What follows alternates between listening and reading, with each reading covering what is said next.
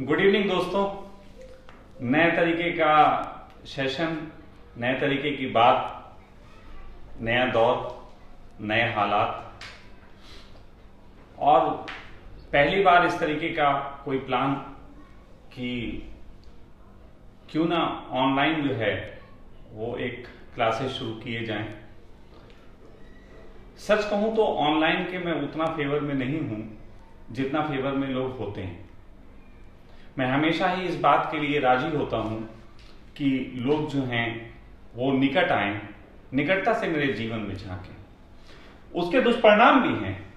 उसके दुष्परिणाम ये हैं कि लोग जब निकट आते हैं तो बहुत सी ऐसी चीजें देखते हैं जो उन्होंने सोची नहीं होती, तो उसकी वजह से या तो उन्हें बहुत अति सामान्य सी चीजें लगती हैं या उनकी जो कल्पनाएं हैं उससे मैच नहीं खाती। लेकिन ये रिस्क जरूरी है और ये रिस्क लोगों को लेना चाहिए। मैंने देखा है कि धर्म जगत का जो सबसे बड़ा नुकसान आज तक हुआ है उसके पीछे कारण है कि या तो धार्मिक बातों को हमने किताबों में पढ़ा या आधुनिक दौर में हमने टीवी चैनल पे लोगों के प्रवचन देखे या आश्रम में कोई बाबा 1 घंटे के लिए अपने कमरे से बाहर आके प्रवचन देके फिर कमरे में वापस चला गया। यह धर्म जगत की हानि है, क्योंकि इन कारणों की वजह से धर्म जो है वो शब्दों के रूप में हमारी जिंदगी में शामिल हो जाता है। केवल शब्द, केवल बातें अच्छी अच्छी, तो ये जो है ये चीज नुकसान पहुंचाती है। कई बार लोगों ने मुझसे एक प्रश्न किया कि स्वामी जी, आप अपनी जिंदगी को इतना खुल के क्यों बोलते हो? क्या जरूरत है आपको हर बात अपनी जिंदगी के लोगों को बताने की? तो मैंने कहा कि सन्यासी जो है वो समाज की प्रॉपर्टी होता है, सन्यासी का व्यक्तिगत जीवन नहीं होता। एक सन्यासी समाज की प्रॉपर्टी होता है और समाज को यह जानने का हक है कि एक सन्यासी की जिंदगी में क्या क्या घटता है, वो कैसे खाता है, क्या पीता है, कैसे रहता है, कैसे झंझट होते हैं, क्या सुख हैं, क्या दुख हैं, क्या आनंद हैं, क्या पीड़ाएं हैं, कैसे चीजों को एनकाउंटर करता है, वही चीजें जो हम करते हैं उसे वो कैसे करता है। तो ये जीवन में झांकना चाहिए। पहले के समय में लोग ऑटोबायोग्राफी लिखते थे। ऑटोबायोग्राफी बिल्कुल ऐसी जिसमें निपट सच हो। आप कृष्ण की ऑटोबायोग्राफी देखो, कृष्ण नहाती हुई स्त्रियों को नग्न देखने के लिए उनके कपड़े चुरा लेते हैं, और जब वो स्त्रियां अपने अंगों को छुपाती हैं हाथों से, अपने स्तन को, अपनी योनि को, तो कृष्ण कहते हैं तुम अपमान कर रहे हो, तुमने सूरज देवता का अपमान किया, नदी में से तुम नग्न निकल आए, सूरज देवता से माफी मांगो। तो वो माफी मांगती हैं हाथ जोड़ के, और कृष्ण उनके अंगों को देख के आनंद लेते हैं। ये ऑटोबायोग्राफी लिखी जाती थी।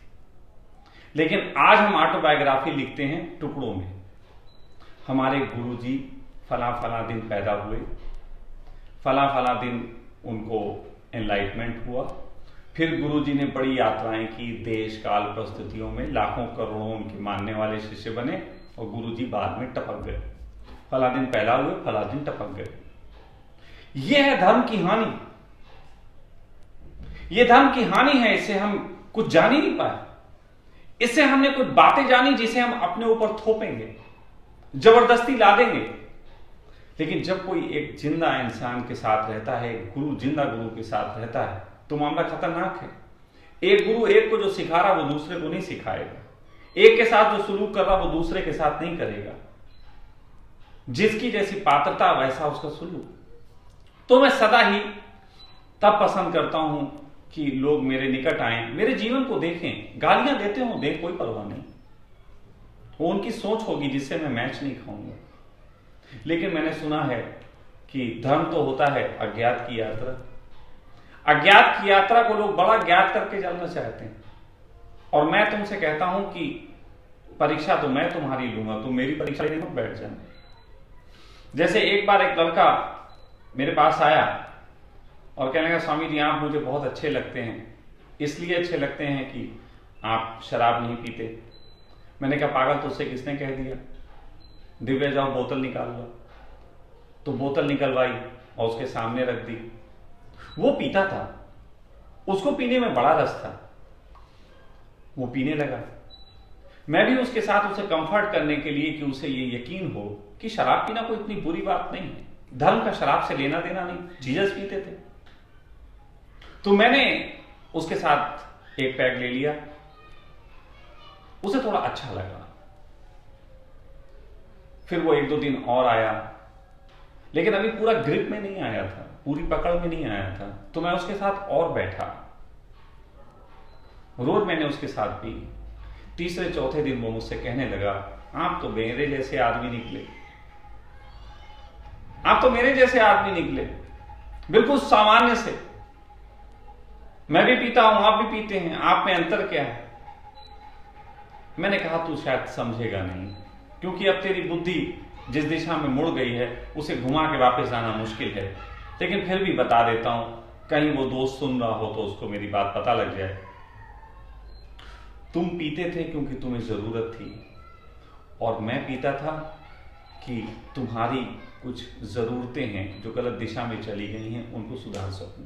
अंतर है, मैं तुम्हारे लिए पीने बैठा था, तुम अपने लिए पीने बैठे थे, तुम मेरे लिए नहीं बैठे थे।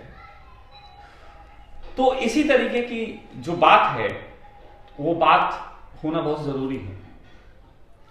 लेकिन नया दौर है, कोरोना काल है, लोगों के पास इतनी फुर्सत नहीं कि आ सकें।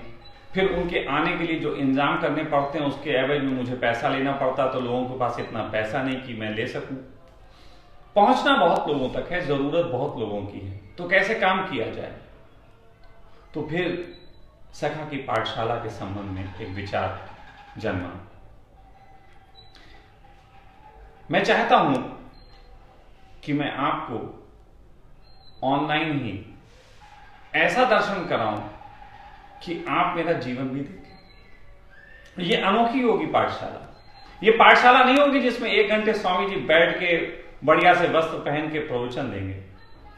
ये पाठशाला जो है, ये कभी कभी हमारे परिवार में जो चर्चाएं हैं उसकी भी हो सकती है, कभी कभी व्यक्तिगत जीवन की भी बात हो सकती है। कभी कभी आप देख सकते हो कि मैं खाना बनाते बनाते भी कैसे लोगों को कुछ सिखाता हूं। पता नहीं क्या होगा, सच बात तो यह है जो भी होगा रियलिस्टिक होगा। हां, ध्यान भी सिखाऊंगा। अभी तक तुमने सुना ना, हंसवा खेलवा करीबा ध्याना। मैं आपको बताऊंगा कि हंसते खेलते कैसे ध्यान में उतरा जा सकता है। तो ये सखा की पाठशाला में होने जा रहा है, और इस पाठशाला को जो है हम जल्द ही शुरू कर रहे हैं। अभी मैं आपको डेट भी बताऊंगा। तो इस पाठशाला का प्रारूप जो है वो इस ढंग का होगा कि उस पाठशाला में आपको सजदा ध्यान से परिचित कराया जाएगा। सजदा ध्यान का पूरा कोर्स होगा। इसमें साल भर का जो है वो मेंबरशिप रहेगी, पूरे साल की। कम से कम व्यक्ति 1 साल के लिए मेंबरशिप लेगा। और इसमें कुछ ऐप होंगे, जूम ऐप या और भी कोई हो सकते हैं, उनका यूज किया जाएगा। आपको व्यक्तिगत रूप से उसका जो है पासवर्ड दिया जाएगा। आप उसमें जुड़ेंगे। हफ्ते में 1 दिन 2 दिन, या मौज आ गई तो 3 दिन, मौज आ गई तो 7 दिन, या मौज आ गई तो 1 दिन मैं आपके बीच आऊंगा। आपके जो भी प्रश्न हैं, बहुत से लोग प्रश्न करते हैं। अब हमारी फीस है 1100 है, 2100 है, 5100 है, 11,000 है, अलग अलग तरीके से है। इतना लोग नहीं दे सकते, तो मैंने इसमें यह रखा है कि लोग अपने प्रश्न पूछ सकते हैं। व्यक्तिगत जीवन से संबंधित प्रश्न हैं, आप उन्हें भेज दीजिए, हम समय आने पे उनका जवाब देंगे। या कौन से प्रश्नों का उत्तर किस दिन दिया जाएगा उसके बारे में हम आपको बताएंगे। तो इससे एक संवाद भी होगा।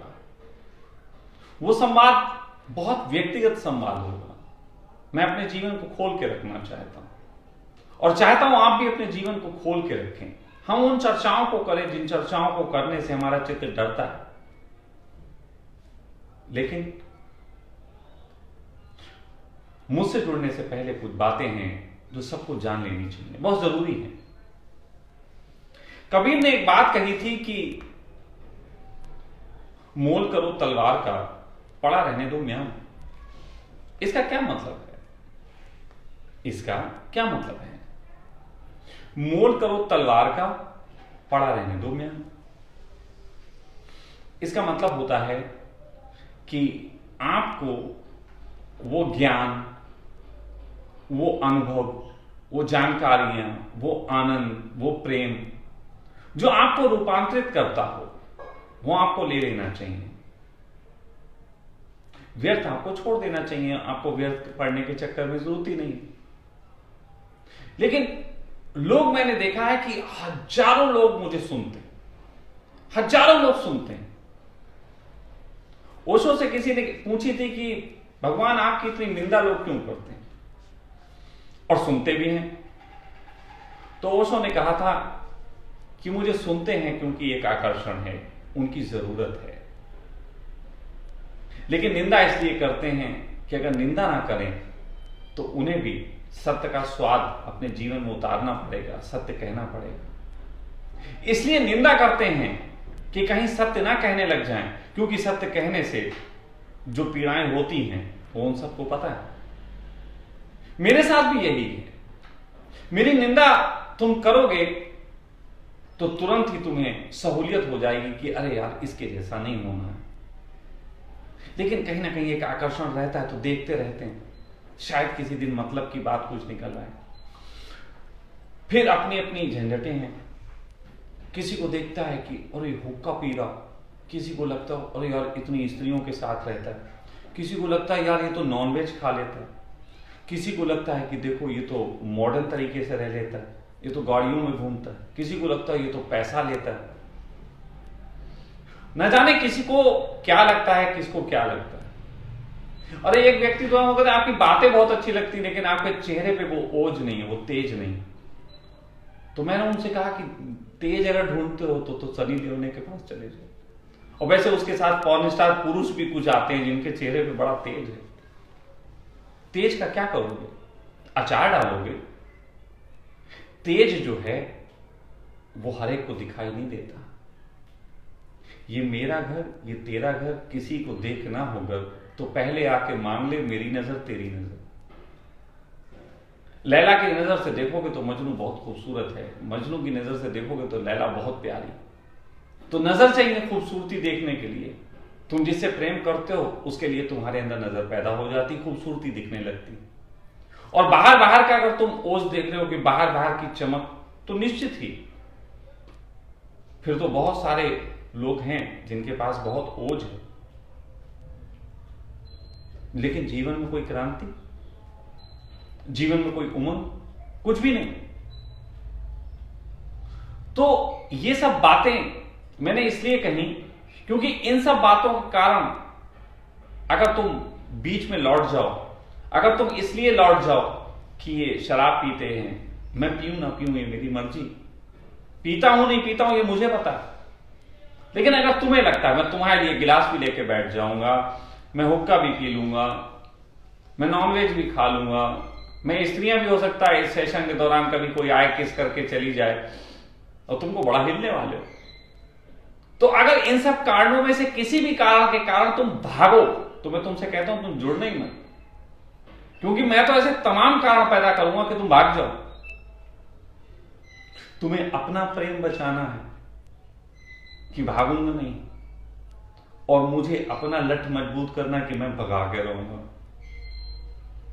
जितने लठ खाने की क्षमता तुम्हारी उतना प्रेम तुम्हारा प्रगाढ़, और जितना तुम्हारा प्रेम प्रगाढ़ उतना तुम्हारा आनंद प्रगाढ़। मुझे कुछ नहीं मिलना, मुझे कुछ नहीं मिलना। मेरी लठ मारने की यात्रा में मुझे गालियां बहुत मिलेंगी, इसकी संभावना है, लेकिन आनंद कुछ नहीं मिलना। लेकिन तुम अगर लठ खा के डटे रहे तो इसमें ना तो गालियां मिलेंगी ना कोई पीड़ा, आनंद ही आनंद है। तो इसलिए अगर इन कारणों में से तुम्हें अभी कोई झंझट हो और इन कारणों के कारण तुम भागना चाहो, जैसे कि लाइट चली गई, अब इस कारण से मैं बंद कर दूं अपनी बात को कहना, तो ये नहीं चलेगा। मैं अपनी बात कहूंगा, उसी प्रकार तुम्हें भी भागना नहीं। ये बात थोड़ी सी समझ लेने वाली है। तो जो सखा की पाठशाला है वो 20 मई से स्टार्ट होने जा रही है। 20 मई से ये स्टार्ट होगी। इसमें जो शुल्क रखा गया है वो 11,000 रुपये शुल्क रखा गया है सालाना। एक साल का शुल्क जो है वो 11,000 रुपये है। इसमें आप लोग अपने प्रश्न भी कर सकते हैं, लेकिन उचित प्रश्न होने पे मैं उत्तर दूंगा। बार बार रिपीट एक ही बात आप करेंगे तो उत्तर नहीं दूंगा, ये भी मैं बता दूं। उसमें बता दिया जाएगा कि आपने जो प्रश्न किया दिस इज रिपीट, इसलिए इसका उत्तर नहीं है। तो ये सारी चीजें जो हैं वो सखा की पाठशाला में होंगी। आपको सजदा ध्यान के संबंध में पूरा आगाह किया जाएगा, हर बात सिखाई जाएगी और प्रतिदिन ध्यान की इसमें जो है बात होगी। प्रतिदिन रात्रि के वक्त हम इसको एक ध्यान में आपको लेके चलेंगे। आप मेरे साथ ध्यान में चलेंगे। ध्यान के जगत से, साधना के जगत से, आपके सांसारिक जीवन में, आपके संबंधों में जो भी जिस तरीके की प्रॉब्लम आ रही है उन सब प्रॉब्लम को दूर करते हुए, उन सब प्रॉब्लम को हटाते हुए आपके जीवन में किस प्रकार से आनंद आए उसकी पूरी चर्चा होगी, पूरी चर्चा। साथ साथ मेरा व्यक्तिगत जीवन भी बहुत सा आपको देखने को मिलेगा। तो ये सब चीजें जो हैं वो अब होने जा रही हैं। आप इसके मेंबर बन सकते हैं और 20 तारीख तक का समय इस लिया गया है कि आप अपना रजिस्ट्रेशन करा लें, सब बातें सही से जान लें। प्रक्रिया पूरी जो भी होगी, फोन नंबर आपको दे दिए जाएंगे। ये वीडियो बोला जा रहा है, इसमें वीडियो जहां पे भी है ऊपर आपको नंबर दे दिया जाएगा, तो आप उन नंबरों पे संपर्क कर सकते हैं, बात कर सकते हैं, पूरी जानकारी ले सकते हैं। और ये पाठशाला, इस पाठशाला को जब आप लोग पूरा 1 साल तक जो मित्र करेंगे, उसके बाद मेरा एक छोटा सा और चाह है वो भी बता दूं कि उनमें से बहुत से मित्र ऐसे निकल के आएंगे जो कि इस योग्य होंगे कि अपने शहर में वो जो है वो सखा की पाठशाला या जो भी हम नाम आगे रखेंगे उससे संबंधित सेंटर खोल सके। वो सेंटर उनके लिए कहते हैं कि साधु संगत का एक कारण भी बनेगा। उस तरीके के लोग उनसे जुड़ेंगे जो पसंद करते हैं मुझको। साथ साथ उनको एक माहौल पूरा ऐसा मिलेगा जिस माहौल में खेलने की संभावना बहुत होती है और उसके साथ साथ थोड़ी सी जो है वो इनकम सोर्स भी जो है वो खुलेंगे। तो ऐसा 1 साल बाद लोग जो निकल के आएंगे उनके साथ काम होगा और फिर 1 साल बाद इसको हम कंटिन्यू करेंगे नहीं करेंगे वो आगे की बात है। लेकिन फिलहाल अभी जो है ये सखा की पाठशाला शुरू होने जा रही है। जो लोग भी धार्मिक अपने आप को समझते हैं और जानते हैं कि अभी तक उन्होंने कोई आनंद नहीं पाया, उनके लिए ये विशेष है। जो लोग बुद्ध हो गए हैं वो थोड़ा दूर रहें, नहीं तो उनके अपने बुद्धत्व के संदेह उठ जाएंगे। तो ये सखा की पाठशाला जो है वो आपके भ्रम ही नहीं हटाएगी, आपको ऐसी समझ से भी भरेगी कि जगत में कोई भी काम आप बेहतर ढंग से कर सकें। मैंने देखा है अक्सर कि जो सन्यास की यात्रा करते हैं उनके लिए अगर संसार को भी थोड़ा सा सौंप दो, संसार में उन्हें धक्का दे दो, भीड़ में धक्का दे दो, दुकान पे बैठा दो, तो बड़ी पीड़ा में पड़ जाते हैं। और जो आदमी भीड़ में है, दुकान पे है, फैक्ट्री में है, ऐसे आदमी को बोलो 2 घंटे आंख बंद करके बैठ जाओ तो उसे बड़ी बेचैनी हो जाती है। लेकिन मैं मानता हूं कि व्यक्ति वही पूरा है जो आंखें बंद करके बैठे तो पूर्णता से बैठ सके और जब बाजार में दुकान खोल के बैठे तो पूर्णता से बैठ सके। और ये होने की कला मैं डंके की चोट पे कहता हूं कि मुझसे बेहतर आपको कोई नहीं सिखा सकता, क्योंकि मैं स्वयं ऐसा ही हूं। इसीलिए कई लोगों की समझ में नहीं आता कि सन्यासी है कि संसारी। मैं हर काम को इतनी पूर्णता से, इतने आनंद से करता हूं कि हैरानी होती है और कभी कभी तो मैं ढोंगी भी नजर आता हूं। लेकिन ये ढोंगी, ये छलिया आपको छलने के लिए आपको एक निमंत्रण दे रहा है। स्वीकार करो तो चलते हैं एक नई जगत की ओर।